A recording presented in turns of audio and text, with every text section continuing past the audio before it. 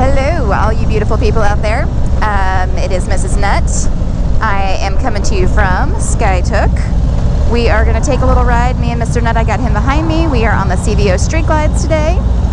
And we are going to take a little ride to Pawhuska, Oklahoma, which is where the Pioneer woman has her little mercantile and restaurant and cool stuff. It's a really fun place to visit, so we thought we'd take you. It's a fun ride. It's really pretty country, and it's just a cool place to visit. It's right at the edge of the Tallgrass Prairie, which the Tallgrass Prairies here in Oklahoma, it's one of the last ones that kind of exists in the country. So we thought we'd take you on a ride. Come along.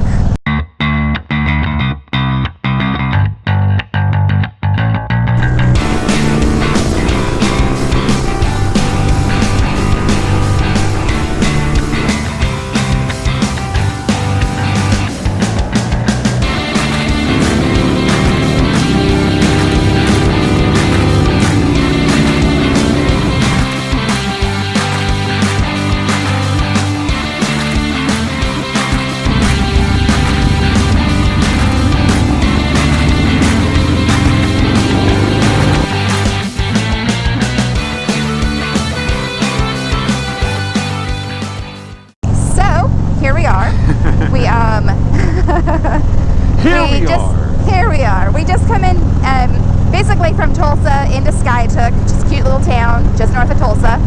And then we run up here through a couple other little cities, Barnsdall and into Pawhuska. And, we thought we would just answer some questions, get a little wind therapy for ourselves, and just, share the day with you, share a pretty ride. The country up here is so green, it's so pretty, and we could not ask for a nicer day. It is August, and we woke up to like 60-degree temperatures, and it's still, I think, only in the 70s right now. So, what else do you do but get out and ride?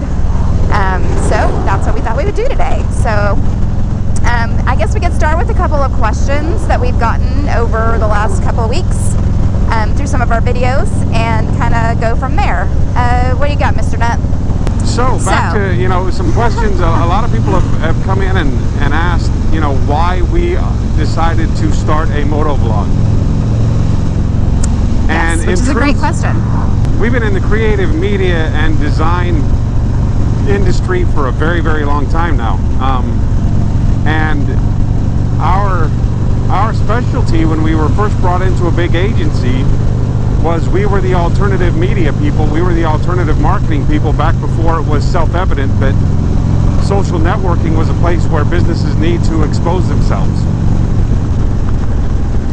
and where they needed to go to grow their audience. And we were, 15 years ago, it was MySpace. And that was before Facebook had become what it's become today. It was when that was basically, if it existed at all, then it was basically just for universities and college students. So it really wasn't a good business platform at the time, or a good advertising or marketing platform at the time.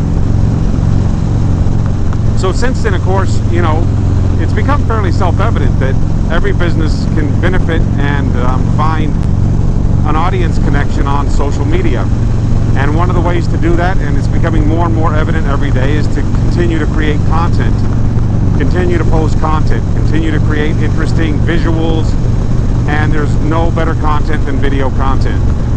Right, and mostly to document, not necessarily even create, but just like we do. Right. That's what we love about this, is that we just get out on our bikes, which we love to do anyways, and just talk to you and talk to an audience and just share our thoughts and feelings in the moment.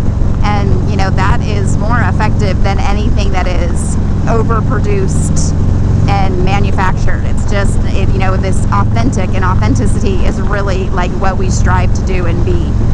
And I think that comes across, because I think we get a lot of comments like, we love what you do, blah, blah, blah, which we love to hear it. And I feel like we've really tried to be really authentic. We are slow at growing, but, we get out here and we just share what's going on, what we're doing to bikes, why we love it, why we love each other, why we love motorcycling, and that just, the content kind of creates, documents itself, and that's why we do it. That's why I like to do it, at least. Yes. Well, and one of the things we did it was almost 10 years ago, but somewhere between 6 and 10 years ago, was we really started pushing our clients to be much more authentic in their branding and in building a culture within their companies, and to take that into their marketing, to take their personality and put it out there, so that when people came, I deemed it inside out marketing, where you're basically taking your inside culture and really getting a good identity of what that is based on the key figures in the company that are really creating the environment that the company faces the public with, or faces its clients with, and authentically putting that out there so that when you connected with people, it was a real connection. Right, and then you're attracting the right people to your business as well. If your marketing is the opposite, as soon as people get in your door, it's not what they signed on for, and then they're not even sure why it feels strange or feels awkward or whatever it is, or unnatural in a sense, because you've kind of lied to them to get them in the door, and then it's not actually what they expected it to be. So we kind of decided that, we talked about it a billion times, but if you do it the opposite, you're going to attract the right people. And I think that that's become a big thing in the world of social networking and marketing and networking and whatnot, is you will attract the people who are attracted to you. You will find your audience, because if you're authentic, if you're not, you will find an audience, but you will quickly lose it. It will not stay with you, because right. So I believe that completely.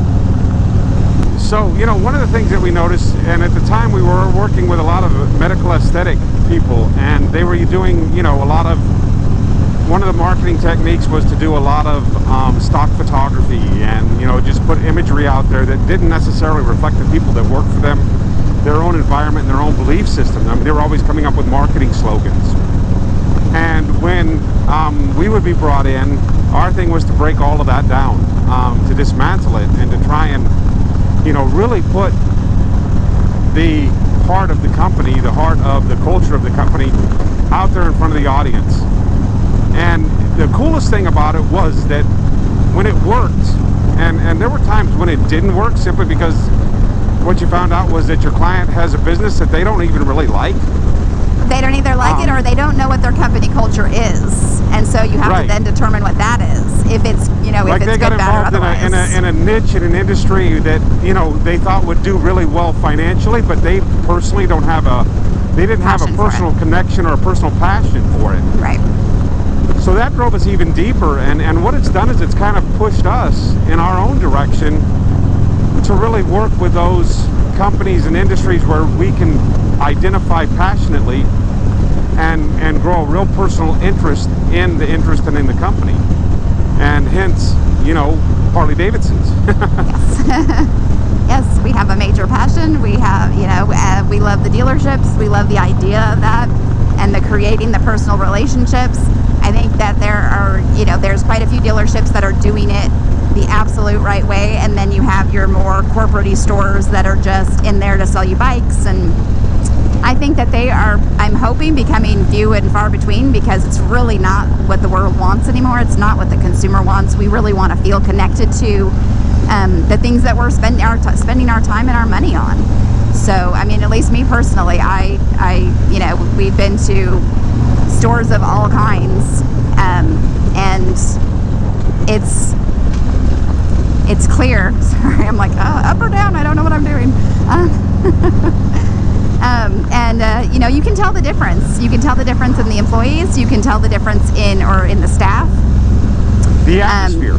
The atmosphere. It's massive, and you can feel it when you walk in the door from a store that they're passionate about what they do, and they love their jobs, and they love bikes. It's obvious, and you can really feel it as the customer. Definitely, we've been in stores where it's like it's like dead on arrival. You get there and it's just blah, and you're like, okay, I may as well leave. Let me, why did I come here? I feel like I just wasted my trip. And that's really sad, because bikes and Harley and all of that it's fucking exciting. you know? So it's sad when you walk in a dealership and it's just like, you know, or you the walk heart rate in just drops. and you can tell where the dealer has focused their attention in which departments. Right. You know, it's really cool that, you know, within the area, I'm not going to name any dealers. I think they'll know who they are by the fact that we visited with them, and we keep a lot of communications with them from, like, you know, northern Arkansas all the way down into Dallas, Texas, and down to, you know, central Texas, the hill country of Texas. You have dealers that are like old school. You have some really cool old school dealerships, and when you walk in, the whole place has that old school feel. You know, they're really on brand as far as, you know, that's the culture that they come from. And you'll walk into another store and it's firing on all cylinders, but you can tell that they're more of the new age kind of, you know, Harley dealership and Harley riders, new enthusiasts. And the funny thing is I really love them both, and I love the fact that in some markets they both exist. right? And in some dealerships you actually have kind of both going on at the same time. And it's really freaking cool. I mean, you know, for me to come to walk in and observe from my perspective, there's nothing cooler than a dealership that has a variety of talent and perspective in the personnel, and is firing on all cylinders. You know, and what I mean by that is, you know, no matter what department you walk into, there's enthusiasm for the brand. There's enthusiasm for the dealership within the brand. Right. You know, yeah, and they love that's what they exciting. do. They love where they work. Mm-hmm. Yeah. I mean, I can't imagine working at a Harley Davidson dealership and not loving What you do. Wanting, you know, waiting, you know, working at a Harley Davidson dealership, and your first thought is, when is my day off, or when do I go home? That's ludicrous to me. Yeah. And in my opinion, that's a failure in the dealership that eventually is going to impact. Bleed over to the consumer. Exactly. You know, it's going to bleed to the departments that are strong. I mean, and again, in most of these dealerships, you have maybe a strong service department or a strong sales department, or maybe both, and then parts and motor clothes or whatever it is. You can just tell that they don't get the attention. Not in the personnel, obviously, probably not in the quality of pay, Right. but you know, not in the HR, not in anything. And you know, that's eventually that's going to catch up. Eventually something's going to happen, and you're not even going to see it coming. And I've said this, you know, that's my mantra for a long time, is you don't play for today. Right. You know, in business, especially in retail automotive and retail Harley Davidson and performance, you don't play for today. You better be playing for next year.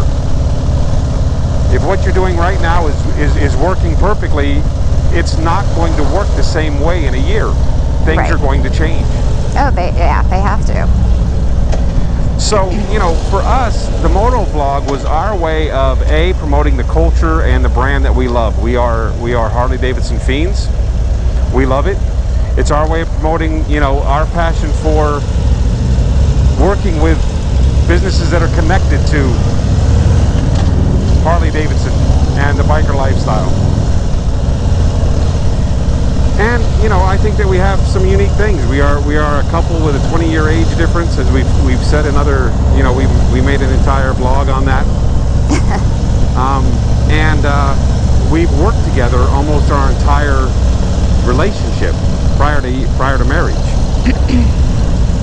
And we work together very, very well. We work together in a way to where, you know, if people don't, again, just kind of getting to know us, my wife would not work for me if she wasn't the greatest person for the position that she holds in our company. We wouldn't work together if she wasn't really good for me, and if I wasn't really good for her. You know, we work together because it works whether we were married or not.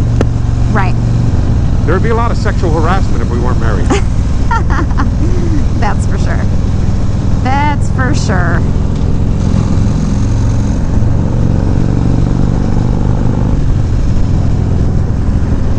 So that's kind of, you know, the vlog kind of floats into all of that. And personally, if I'm going to talk to a camera or talk and have a camera rolling, I'd like to be on a bike. I mean, this Agreed. is, you know, this is my office to do that from. This is where I think best. It's For where sure. I have the most clarity.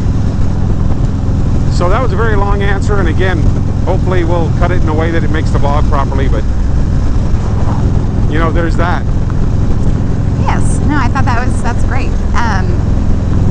And I agree. You know, that's just definitely, it's one of those things that we tell our clients to do, so it only makes sense that if we think it works, why wouldn't we be doing it ourselves? And you know, on the answer that, you know, it's hard and it's difficult. I totally understand that because I don't follow my own advice as much as I should. All you got to do is pick up a camera, look at it, and speak. It's true.